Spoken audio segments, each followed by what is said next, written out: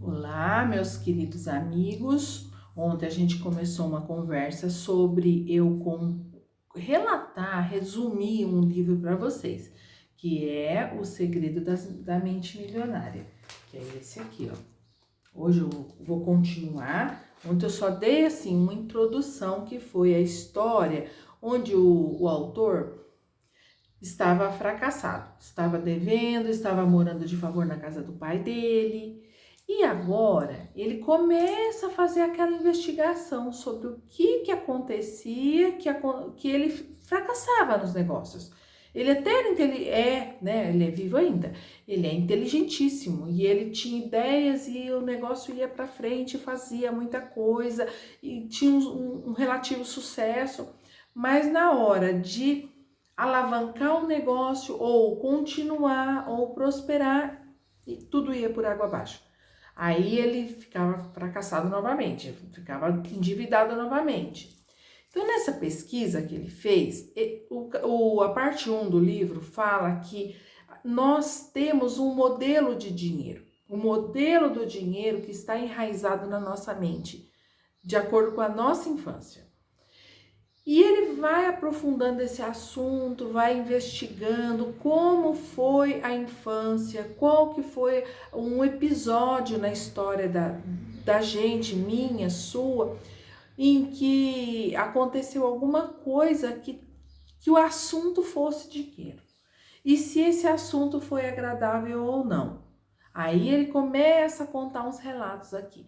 Aí nessas descobertas dele, ele conta um caso de uma enfermeira. Hoje ela é enfermeira, né? Agora ela foi aluna dele numa mentoria.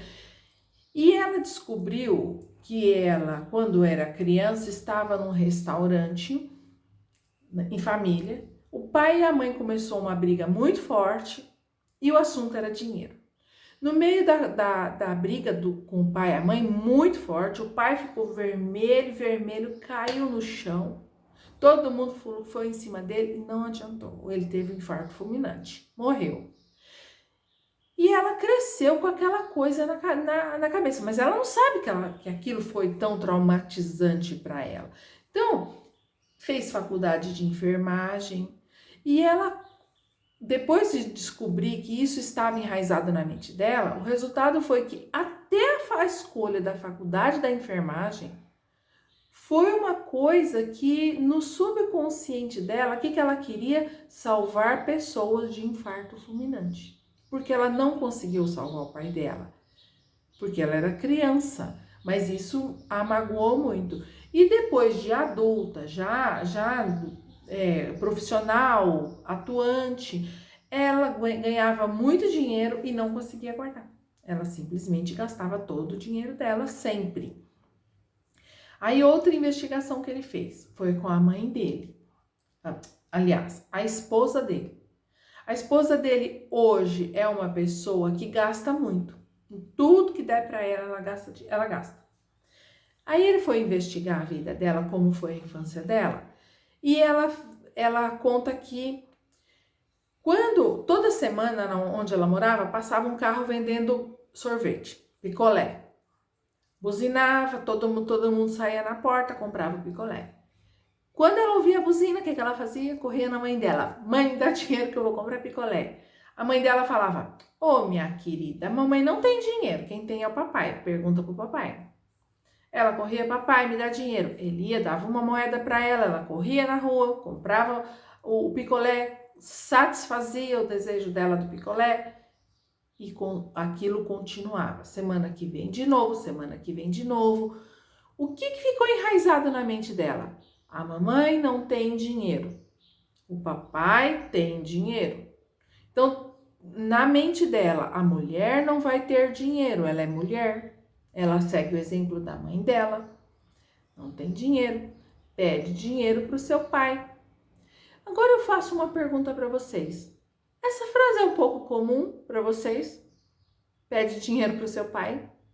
Para mim gente, eu vou confessar, é muito comum. Pede dinheiro para o seu pai, é uma coisa que eu cresci ouvindo. Embora meu pai não tivesse muito, mas assim, o pai tinha pouco, mas a mãe tinha zero. E aí aquilo vai ficando na mente das crianças, né? Vai ficando, vai ficando. O resultado da mulher dele, de Harvey, é que ela gasta todo o dinheiro. Ele fala, se ele der 1.000, ela gasta 1.000. Se ele der 100.000, ela gasta 100.000. Pronto.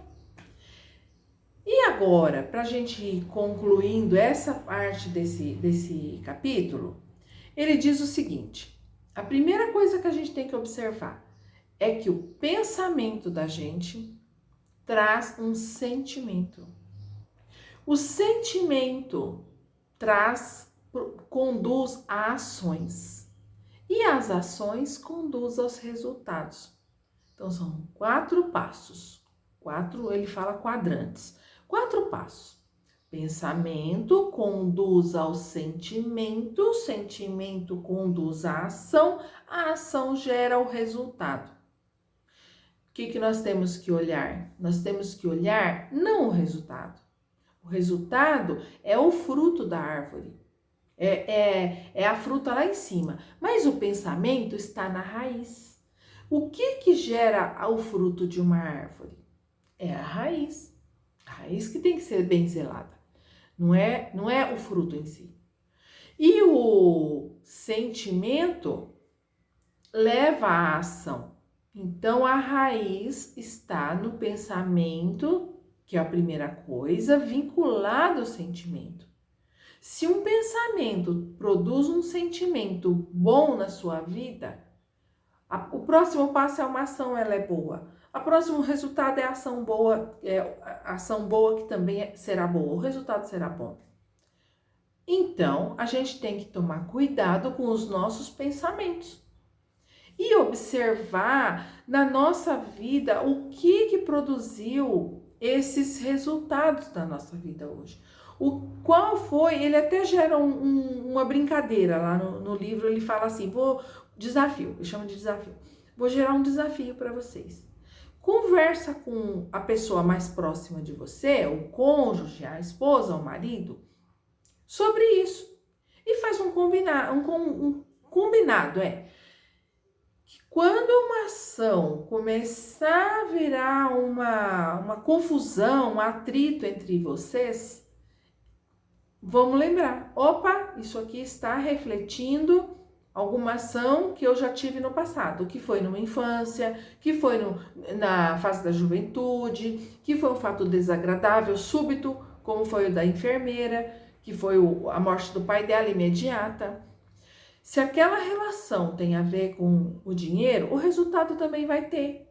E aí pode ser que estejam sendo produzidos ações hoje, resultados hoje, que estão enraizados na pessoa, em você, em mim. Isso eu falo assim de coração, que isso eu também estou aplicando na minha vida, né? Isso aqui também eu tô mudando algumas ações da minha vida hoje, que eu tenho certeza que são resultados de uma infância, da infância que eu tive, de momentos do papai e da mamãe conversar, discutir, brigar, e é isso.